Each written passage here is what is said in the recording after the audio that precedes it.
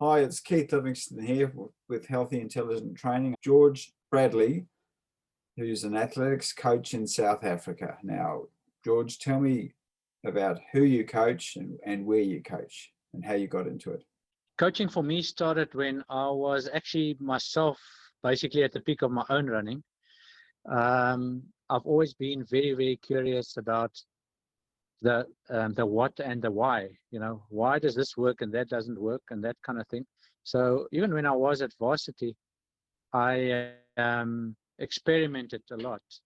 I used to actually break away from the main training group and do my own training experimentation. So that's basically how it started for me. I always wanted to know the nuts and bolts. I was always interested at the library. I studied a commercial direction, but at the same time, I would go and buy the physiology books just to start studying that. So yeah, I've always been interested. Then when I got a transfer from work, after I was in compulsory army training, and I then had a transfer. I actually got a new job in Pretoria. That's basically the capital city of South Africa. And when I moved up, I started training at the university, and a few guys just formed around me. Basically, we started a training group more than a coach athlete type of situation. And that's basically where it started, because it suited me because I've always been experimental in my own training. So they became my experiments as such. And from that came quite a few good athletes. From my initial bunch at the university, I had two 338 1,500-meter runners, which at that stage, which is about 1988, was pretty solid. I had a 21-year-old who ran a sub 4-minute mile, and I had a very good steeplechaser. And his eventual wife was also in the group, and she ran a high 33-minute 10K. So that was sort of my whole start in actual coaching. But my interest in it started even years before that. So the coaching has now been going, 32 years. At the moment, I coach at the University of Pretoria, and I coached mainly at two schools, Prestige College and Afrikaans Hoër girls' school. And then I have basically athletes sort of here and there that I also coach over distance. One of which is a 2-time South African champion, 4-kilometer. We continued with a 4-kilometer event at the national level, and he's twice won the title. And his name is Marco Bukaritsa. And a few others. I've a girl who was the first to double up in steeplechase and 10,000 meter South African champion. That was in 2018. And a few others. So, but I also went into sprint coaching. What happens during puberty? Some as they change, they actually change in events because of the way that the muscle structure starts changing and the body. Sprint coaching, and I'm very much involved in that. At the one school where I'm actually the sprint coach as well. I coached a girl who was 3 times South African champion with a personal best of 11.55 for the 100 meters, and I've currently got under 15 400-meter girl who ran a 53.59 this year, which is equal first in the world. Obviously a curtailed year, but she had a few opportunities, also not all her opportunities, but over all that, that's basically my coaching. Yeah. So are these mostly indigenous kids, African kids, or a mix of Yeah, yeah, it's a mix. The two seniors I spoke about, the guy who's won SA Senior Championships and the lady, they are seniors and they're white. But I've got a whole lot of black kids at a school called Prestige College who are coach, and some of them really have talent. You have, I think you know the story. When you have talent, you often have other challenges. So, it's often kids who are not from, strong backgrounds materialistically. And so you have challenges there, but definitely kids with talent, And there I agree with what Lydia said, there's talent everywhere. It's not only the indigenous, but they seem to have it more than the other races, Yeah. Well, certainly South Africa has produced some brilliant athletes over the years. Yes, I'm thinking of definitely. Well, I remember the name Matthews Motsoretu. Yes, Lopenval, he was his nickname. He was one of the guys I actually raced myself. Matthews Tamani, you may remember that name. Yeah. People like Kolile Yawa, a white guy years ago. I don't know if you'll remember Johan Fourie. He was a prolific 50-meter miler. In fact, I haven't Danny told you about Milan. this. Danny Milan, yes. Before that, very, very. In fact, Johan Fourie, interesting story. He got beaten. He had a sort of an unbeaten streak, and the first time he got beaten in a 1500-meter race in this streak that spanned for several years was actually by my athlete when Thomas Werner, when Thomas won the 1990 SA Championship 1500 meters. That was the first time Johan was beaten in a few years. So I actually also, as I say, it sort of comes from my era. There's a guy who's not around anymore, Zitalele Sinkwe. I don't know if you remember that name. Yeah. Who also ran a 60-11 half marathon. I think Richard would have told you a bit more. Richard Meyer would have told you more about him as well. No, I haven't talked with Richard about Sinkwe.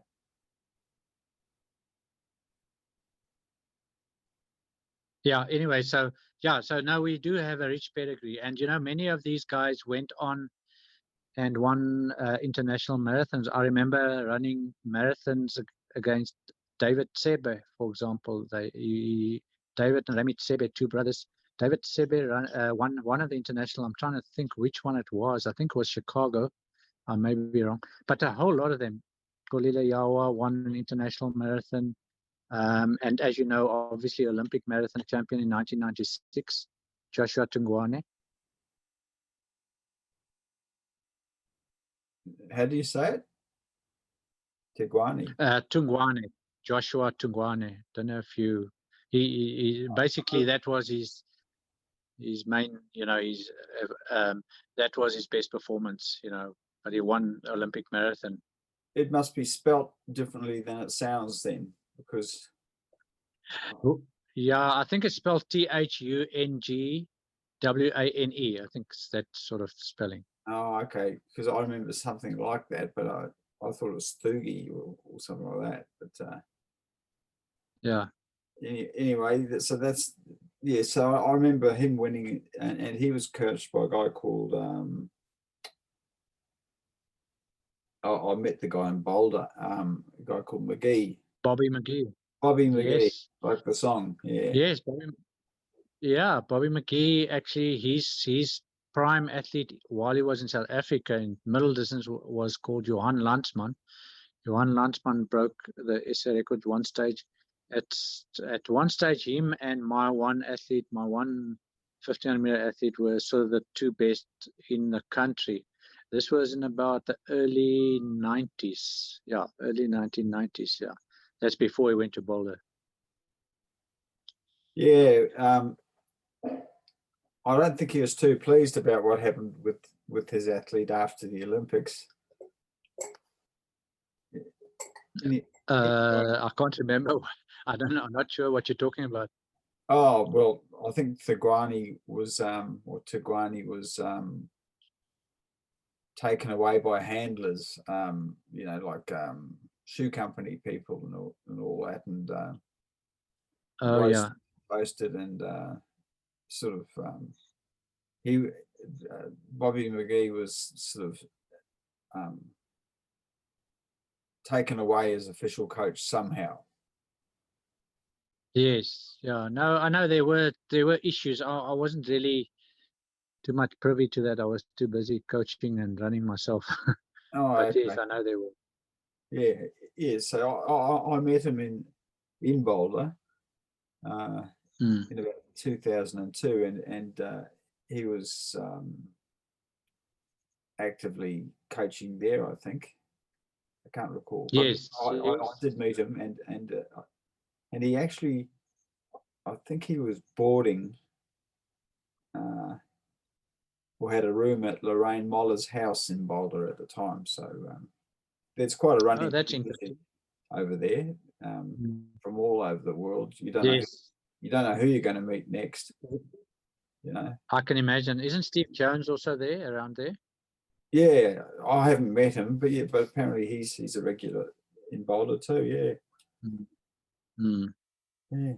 So tell me, what's your approach with the athletes you coach? Is it Talking more middle, more long distance?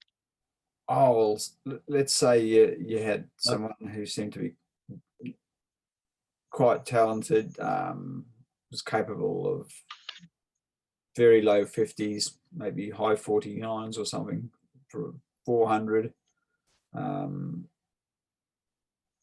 Could run, can run longer distances quite strongly.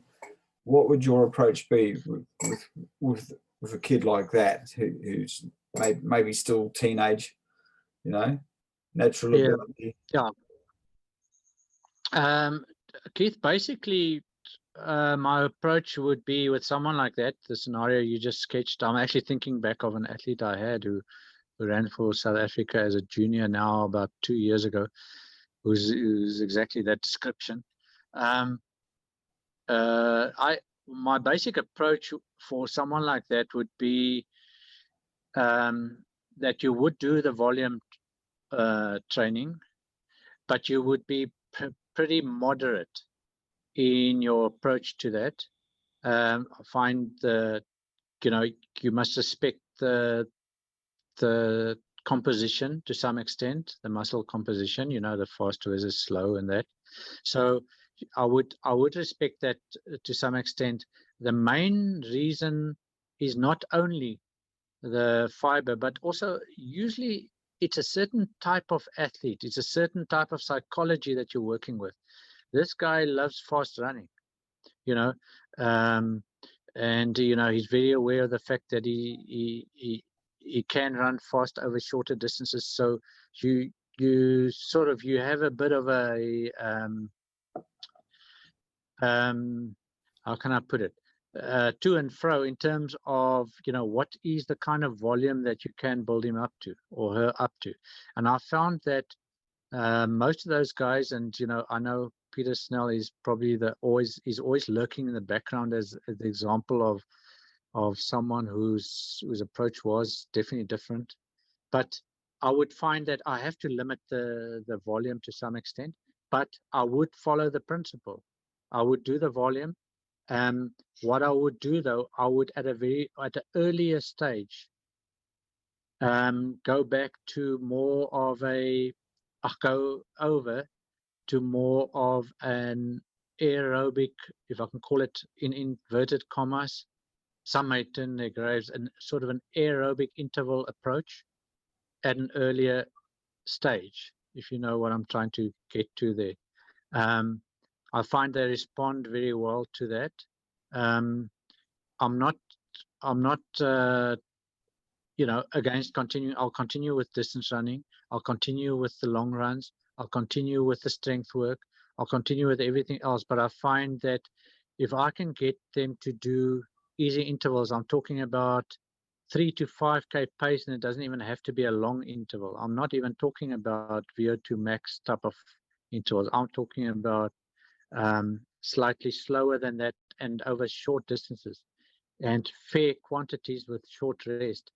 I find that kind of athlete responds very well in terms of their basic, how can I put it, creating the background for the more specific work. Don't know if that makes any sense to you. Yeah. So what you're describing is intervals, aerobic intervals at slower than VO2 max pace, maybe. Yes, slower than the 6-minute pace, So in other words, you're talking about a 3K. Yes, definitely slower than 1500 mile. So what you're talking about is something like a three. I would do, for example, a set of 15 200s with the rest doesn't have to be that short, but with a 200-meter jog rest. Yeah. And he would aim for around his 3K. He's projected he's not a 3K runner as such. He may run a bit of cross country, but for the 3K type of pace, the projected pace, which is really an easy session. Yeah. So it's just a rhythm and relax rhythm running session. Yes, and I feel with that you are basically not getting too far away from just keeping the A2 sort of you're keeping it at the level where your changeover is going to be fairly easy. You don't want to deaden that. I see some people say that's why Lydia did the hill phase, because he's actually trying to revive the legs. I don't know if you've ever seen that. I see some people say that. I don't think that's quite that, and I wouldn't say that's the reason, but I just basically sort of going with what is the strength of this athlete, this type of athlete, this type of muscle composition. Yeah. Well, to an extent, Arthur did that with all of his athletes. He tuned whatever his principles were to the individual athlete, because in a sense you have to, really, because we're all different. So yeah, 100% right.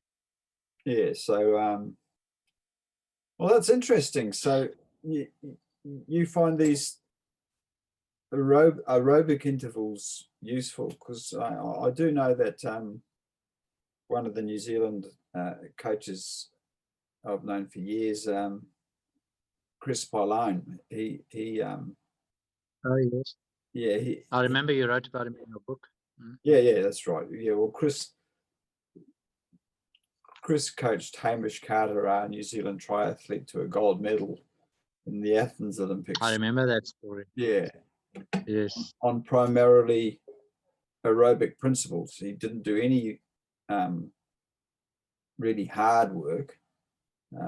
By that I mean, near maximal heart rate until the last few weeks, coming into the peak period for the race in Athens, and he timed his peak beautifully. But Chris used to, or Chris has told me that he often gives his athletes in Auckland, and he's got a woman and girls squad.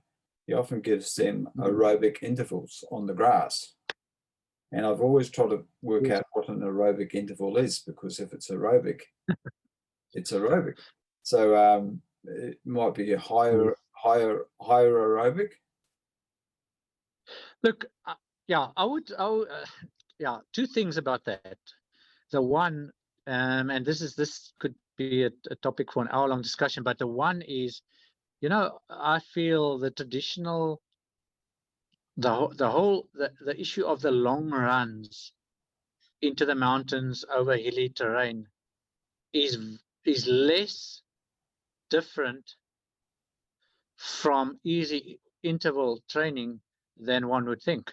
Because I mean, I was actually thinking about when you wrote me the email about, how Lorraine Muller trained as a young teenager, and I thought about, she's actually running over undulating terrain. And my contention about that is that it's not a consistent, I almost want to call it a monotonous one effort run as such, and I feel I'm not that far away from that principle, because this is a continuous look. Let's call it, let's take 15 200s at okay, let's say a 150 800 meter boy would, what would that be for 3000? I'll have to work it out quickly, but whatever that is, I think I usually just started him on about 36s. So he would just run, a 36 is really easy for a boy like that who can run a 48 400. He would run 36s for his 200s, and he would not stop until he's finished. The session is okay. The session is not that long, but the session itself might take you around, I think it was usually about 26, 27 minutes.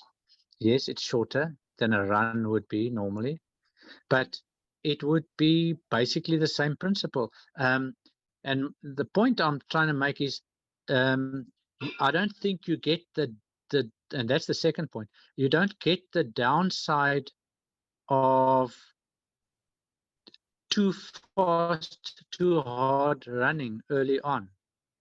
You simply don't get those negatives. The whole, I mean, you will know, it much better than me, the negative impact of extreme acidosis, of continued acidosis, of continued being in that zone. You just don't get those kind of disadvantages. Oh, okay. Well, I think I'll have to clarify something here. Our long runs were never that hard to form acidosis. Never that? Sorry? No, never that hard. No, 100%. Yeah, no, I agree with that. No, I'm not saying they were ever that hard. I'm just saying, you go up a little hill, or a long hill, or a short hill, Yeah. or you're avoiding a boulder, or you are going through a little stream, or it's not a completely consistent running rhythm. So in terms of the heart level, there are continual fluctuations in demand at the cardiac level. That's what you're saying. That's basically what I'm saying. I mean, if you look at Ron Clark, and Ron Clark's, I think his zone would probably be what you described in your last Facebook post about the sub threshold. I would say most of Ron Clark's runs would probably be in that kind of category. I don't know if you agree, but oh yeah, they were a lot of them. But yeah, one a week would be very long and slow and easy. yes, like a very long run in the hills, but that would be almost a social one for Ron with his running friends, and it was just where they'd just talk for 2.5 hours around monstrous hills, so they're fit enough to talk the whole way. And that's exactly, yes. And if you're a 150 800 meter runner and you do a 36-second 200 meter, you actually pass the talk test. That's only 72 seconds. That's 448 miles, which is exactly dead slow for an athlete who's capable of. Yes. 150. And I just find, I mentioned the psychology. I find an athlete like that is usually, and I'm not saying it's always the case, because as you say, each one's an individual, but it's usually more amenable to that kind of session. That's the first thing. Second thing is, we are in South Africa. It's probably not the only country, but you're aware that we have safety issues.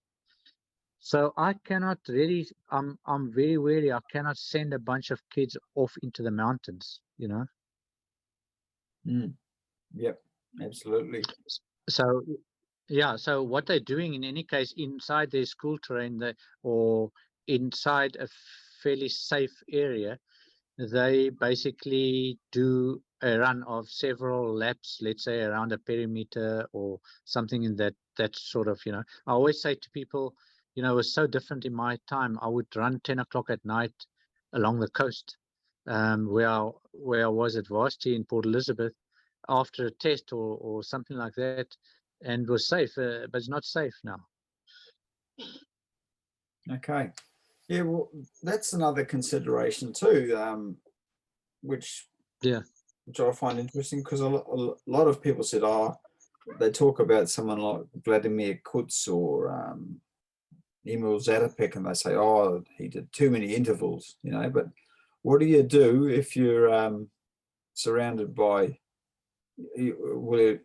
if you're in a military state and Yes. you can be marched off at any point by people in authority for disobeying their instructions? Yeah. You've got to actually train where you can train. So he adapted that whole training regime to his situation. So he managed to get in tremendous volumes of aerobic work in exactly that way. So his intervals over 400s with maybe a 200 float or whatever, they were actually much the same as the young athlete you're talking about,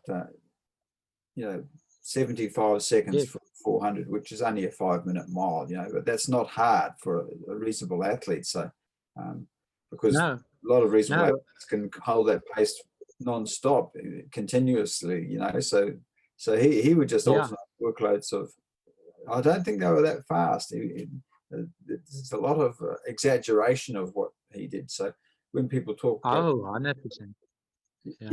And these monstrous sessions of 4400s, well, that's when you break that down, that's 16 kilometers of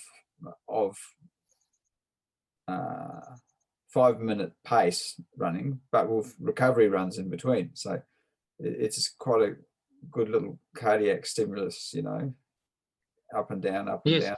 No, 100%. Yeah, no, look, I we like to romanticize, and I don't know if there's an English word to say, we like to put extremes to training. And I think with Zatopek is one of those. And I think actually with Lydia, it's also one of those. I think, if you read, what the first ever book on running I read was No Bugles, No Drums of Peter Snell. And as a young wide-eyed kid of about 15, I took it out in my library. That was probably what really started the passion for me. It was really from Lydiard and from Snell. And when you read his build-up, it's actual build-up in that book. You see, but listen, look, it's not exactly 10 weeks at 100 miles a week. He misses, even when you will know it better than me, when he prepared for Tokyo. He had a few days there where he had I think it was some muscle strain. And I think he missed about 3 odd days or so, with about, 6 weeks to go, that sort of thing. It's not exactly as one sometimes likes to see it, Oh, yeah, what was planned and what was done are two completely different things. But I know pretty much that Peter Snell didn't do as much as people like to say. Even Arthur mildly exaggerated what Peter was doing. And that's I'm not being contentious there. I'm just stating something as I see it. So he definitely found it difficult to do the mileage initially, but he was such an all-round talent that once he persisted, what his talent was, I think, and I've only really spent maybe a day with Peter Snell years ago. My impression was that he was just a worker.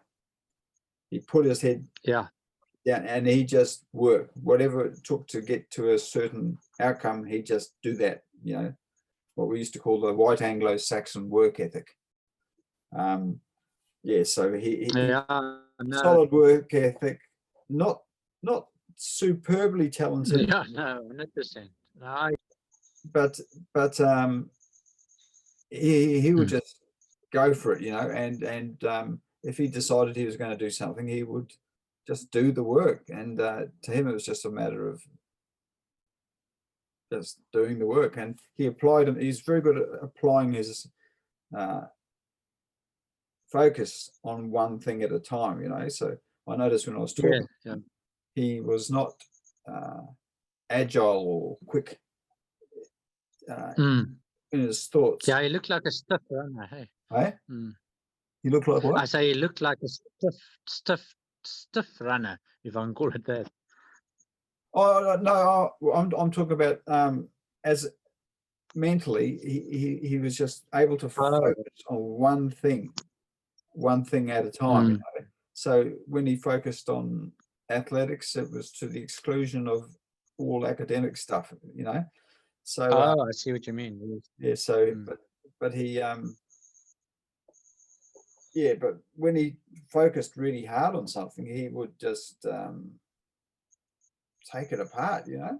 So yeah, the personality, as we say, plays a role, eh? Oh yeah, he's definitely solid, like staunch, you know.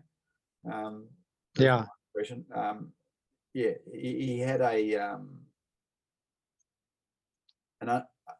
unbreakable component to his psychology, from what I can make out, you know. Like yeah, as an example, he picked me up in Dallas at the airport, which is very nice. That had been arranged for me. So, and there was a guy in a car behind, because my luggage was slow to get through Dallas Airport, which is one of the larger airports in the world, I think. This guy who's in the car park, yeah, immediately behind. Now Peter's not big on, or wasn't big on how things looked, you know. Like he had this SUV Honda, I think, but in the back were all the, you know, tools and garden stuff and all the crap, you know. And anyway, so it wasn't. He didn't appear to be like who he really was, you know. So he was just this guy in an SUV, you know. But anyway, I love it. Yeah, so he was a really regular guy, but like a regular Kiwi, really. You can't take the Kiwi out of him. Anyway, this guy behind started honking the horn, you know, and Peter just leaned out of the window, left window in the front of the car, and just said, "Shut up!" And the guy went, yeah, I can just imagine. He'd been told. So, you know, a force of nature, let's say, you know, but you didn't sort of mess with it. But anyway, no, interesting. Yeah, so he was able to bring that sort of force of mind into races and just focus on what he wanted, I think, which is a huge talent in itself. And no, 100%. You know, I think, you know, as you say, you know, each one is an individual. You would have to get to know your athlete. This same athlete that we're just talking about as an example, another session he would do would simply be a session of 10 400s, not necessarily such a short jog rest, because you're actually doing an aerobic session. Essentially, would do, if he ran 36s for his 200s, he would run 76s for his 400s, and with a full 400-meter jog in between. And later on, what I found with some of my athletes, and this is not universal, I don't apply this to all my athletes, some do not respond the same way, you know, but for that type of athlete, later on you would find the jogs invariably, without any the effort's the same, the jogs become much quicker, you know, as you say, more like floatish. And then, you know, but this athlete is becoming, you know, this athlete is ready for some anaerobic work. And interesting, if you've done that, what I also find, when you've done that, you actually need less real anaerobic work, which is always an advantage. Yeah. So you're quite cautious with the anaerobic side of things. Very. And Good. in fact, I think that's where the greatest mistakes are made. I think, I suspect you would probably back me up on that one. I think still, it's still where the greatest mistakes are made. And also in South Africa, it's definitely a problem. So do you have a problem as in Kenya where foreign coaches get involved with the athletes, or not so much? I wouldn't, no, not so much. No, we here and there's something like that, but no, I wouldn't say this problem comes from foreign coaches. If I'm, it basically comes from, I would call it a sort of general ignorance. I can remember when I started as a young kid of 14 years old. It's just plain ignorance. Or I started this way, and you will be very, very interested. Maybe I used to do, as I just started. I just lost my first track race by a whole lap from the second last guy.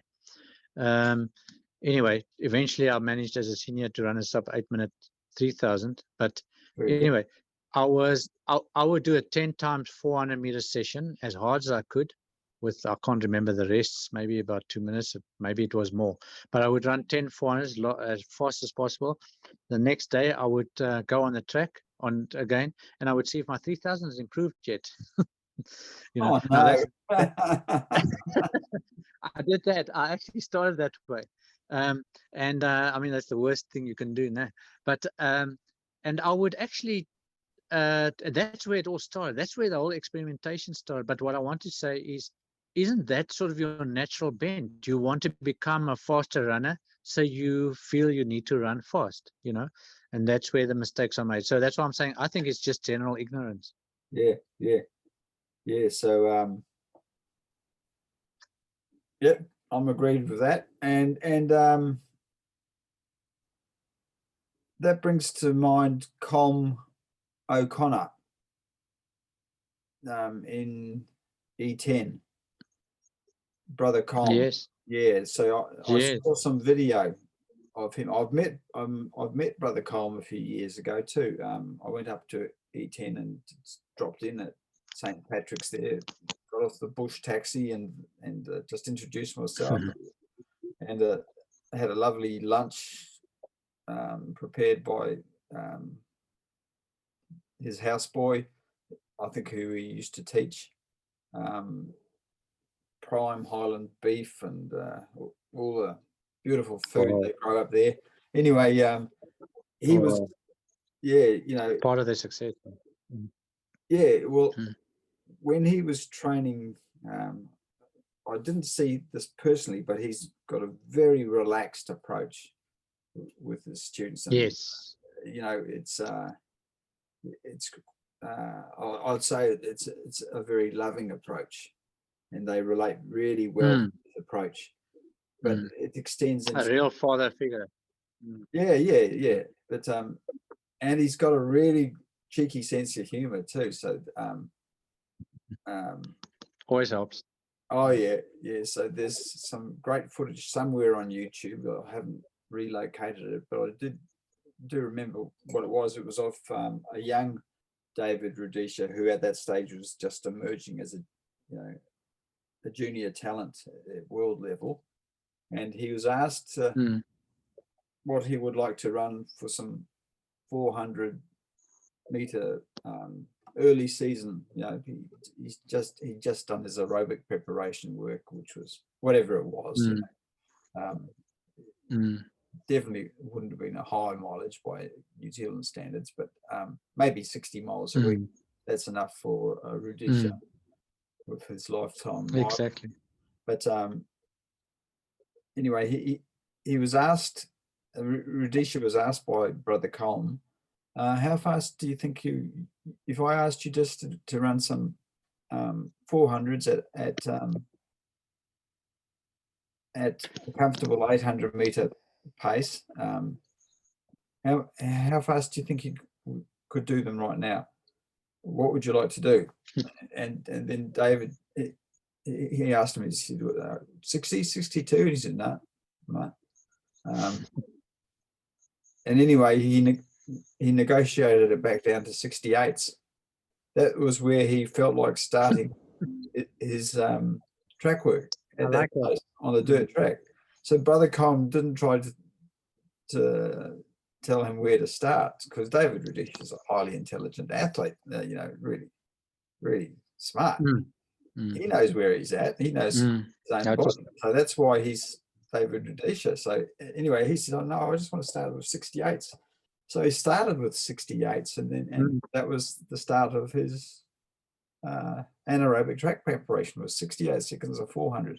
Now, that is Keith, I think if I may, sorry, I'm interrupting you, but I think that is a very, or call it a neglected concept, if I may use those words. But I think that is a crucial aspect. I've also noticed, talking about Brother Com, for example, that David Radisha did, you know, I would sort of pick up here and there little tips and see that he would do these easy fartlek sessions on, let's call it 1 to 3 minute reps, but it's not hard running. No.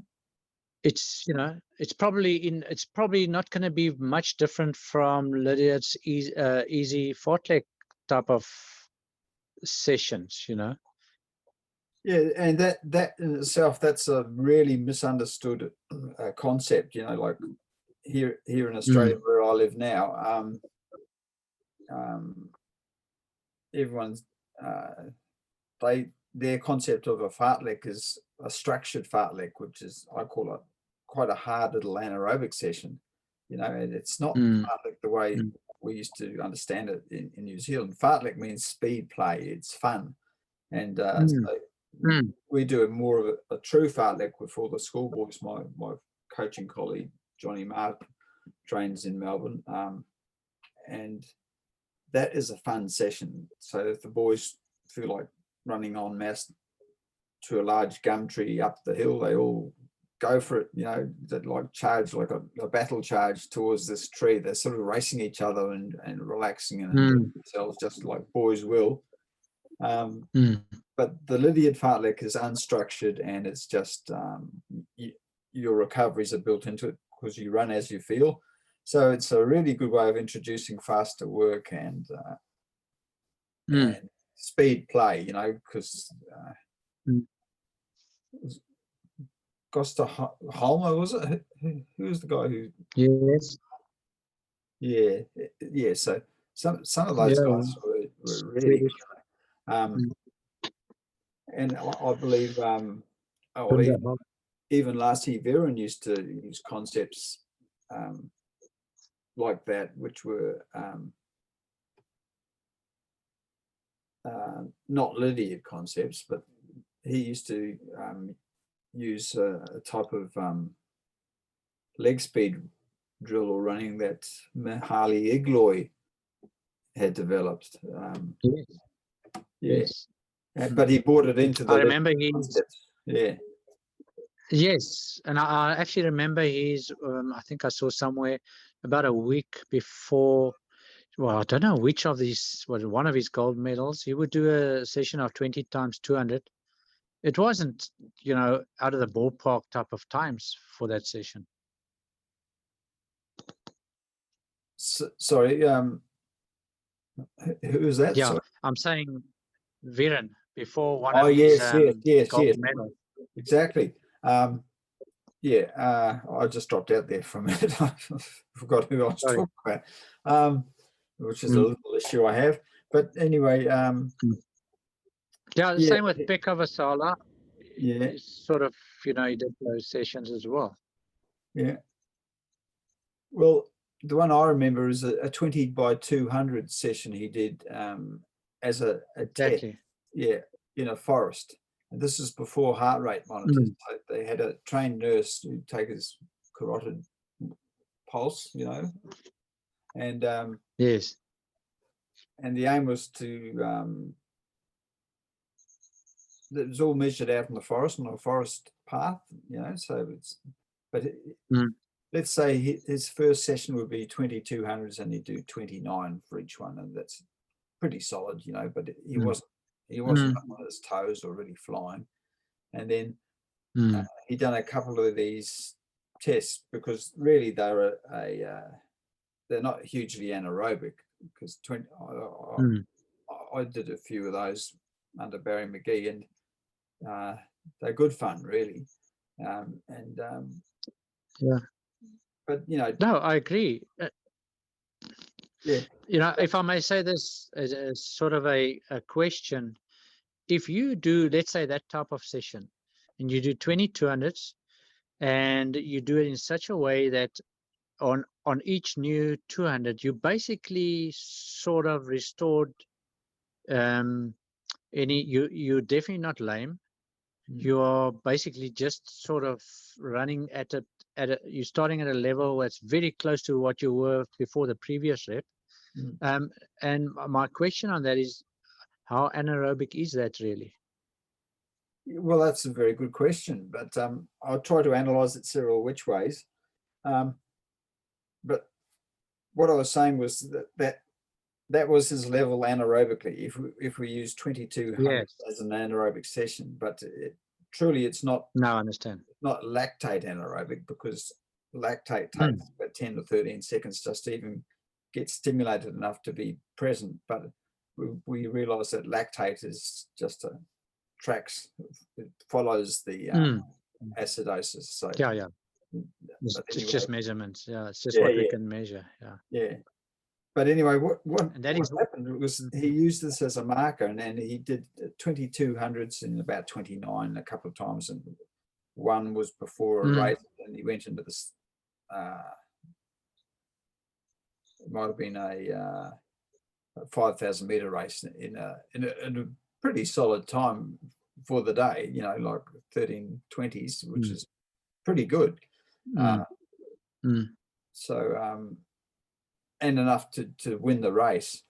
And then he did another one the week before, a 2-mile race, which he set a world record in. I think 8:14 he ran. And I remember that. Yes. Yeah, and then what he did, we don't really know what he was capable of in the Olympics, because he wasn't pushed hard enough to find out, because he did a session faster again before the Olympics. So that was just a marker. That was a benchmark of where we're at, sort of. It's not truly anaerobic, or, it's not like doing, say, 10 400s under 60 seconds. It's nothing like that. It's 100%. Yeah, so it's a lot. Yes, but a lot easier session, really. But it introduces 100% athletes to a faster rhythm neurologically, and just the presence of acidosis. Yeah. No, exactly. That's what I want to get to, is now what you did there. You improved what Klaus Locke would call muscle reactivity. I don't know if, that's just a sort of a loose term, but it's probably the same thing what you're saying. And at the same time, you are working much more at the level, let's call it the aerobic versus anaerobic level of a 5,000 meter race when you do that session. Yeah. It's very, very interesting. Yeah, so these guys were tinkering with the edges of everything, but I don't think anyone in my reading has surpassed Rolf Heikola's understanding of how it all fitted together. He must have been a very clever man. I don't know if he's still alive to contact, but yeah. Sorry, who are you talking about? I didn't hear that name. Viren's personal coach in Merskla. Oh, okay. Rolf No, I don't know him. Yeah, but I think I saw the name. Yeah, so but the understanding of the basic physiology and building up the organism, and to a very high peak, it's the understanding of how to do that, and then testing the heart rate, with the trained nurse and all these sort of details. You know, it's all Yeah. all the little Mm, all the I's were dotted and the T's were crossed. You know, so his preparation was mm, a study in preparation, yes. proper Mm. thought And out. I read, yeah. And I actually read somewhere, I don't know how much you know about him, but as I mentioned just now, Pekka Vasala, the 50-meter champ, I think 1970 was 72 or 76, I'm not sure now, Too. but 72. And I saw a bit of his preparation. He's absolutely classic Lydiard. Mm. And but he had a lot of these sessions of the one we're talking about, for example, the 20 times 200 meters session. Eventually, you know, obviously he did the basic phase, but he did a lot of this in his, let's call it, well, in Lydiard terms, it would probably be the heavier anaerobic phase. He actually did a lot of these sessions. Yeah, and hill sessions as well. He loved the Yeah. hill Yes, he exercise. did. Yeah. He'd take them deep into his track preparation. There are photos of him before Munich. Yeah, beautiful Training in all. form. Mm. Yeah. So that was all hill work. That Mm. there's that striking photo of Vasala and Kip Kano coming Yes, straight in seen it. Munich. Yeah, classic photo. Mm. Both with Mm. superb form. So yeah, so see my point there, Keith. If I can just sort of go a bit further on that is, you know, for a 1500, 800 meter type for the middle distance, well, you're talking about 800, 400, even more so. Or what you're trying to do, you're trying to, let's call it, I'm going to call it in layman's terms, you're trying to dissipate lactate. You're trying to get the lactate shuttle working. And as far as I'm concerned, a type of session like that gives you that kind of effect, you know.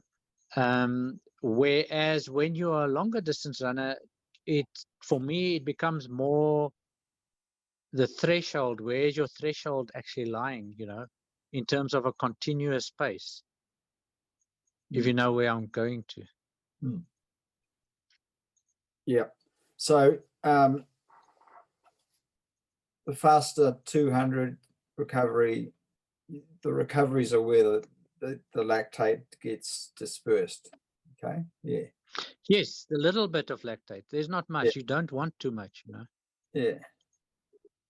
So yeah, the whole concept of the lactate shuttle is something that I'm sort of waiting to see what emerges in layman's terms, because I'm not a physiologist. I'm very curious about physiology, but from what I can, Me too. yeah, from what I can understand or see, lactate is a carbohydrate. Okay, so it's exactly one glucose just chopped down the middle. So instead of having C6H12O6, you got C3H6O3 as the basic half of a glucose. But lactate is missing one hydrogen compared to what was called lactic acid, which apparently doesn't exist in the human physiology. No, it can't. Yes. Because of the pH of the bloodstream when that's around, it just doesn't allow it to exist in that form. So, but I'm just quoting stuff I've read. I don't fully understand, but I think I've got the general drift. But so lactate burns up as a carbohydrate, and because it's such a small molecule, it can go across cell membranes without needing a transporter. So it just gets in there, you know. It's a tiny little half a glucose, you know, and it has a very similar power output to glucose pro rata, according to the number of carbon bonds, carbon hydrogen bonds in these things. So it has a very similar pro rata energy yield to glucose. And it gets dispersed, I think, by a really well-developed capillary system. It gets just flushed back to 100%. the system, back to the liver, into the portal vein of the liver. But how the body knows how to get lactate from where it's immediately needed, say now, in a hard-working muscle to another part of the body, that's the mystery. So this is where it's all at now, the lactate shuttle. So No, 100%. You know, I see. Yeah, sorry. I see this, Keith. Just we're hammering on one type of session now, but if you've done your 200, you've done it moderately. Let's say a 36, as I say, for a 150 athlete really is talk pace. But yes, you will develop slight acidosis that will probably be very negligible, and then you immediately flooding it with oxygen in your jog recovery. And you know that, you describe it so well in your books, the wholesome effect that bringing the oxygen in has, and I just feel it's not, it cannot fall in the category of hard interval training and No. the effect of that on the body. Yeah. Well, that's great. We'll have to have another talk about training some stage, George. It's getting on here. It's almost breakfast time here, and almost Yes, on bedtime at your end there in South Africa. it is. Yeah. Yes, my wife is hanging on here. Oh, okay. I'll say hello to her. Oh, well, to yours as well. Yeah. Joanna, what's her name again? It's Joanna, I think. Joanne's in the background there. Yes. Yeah. Yes.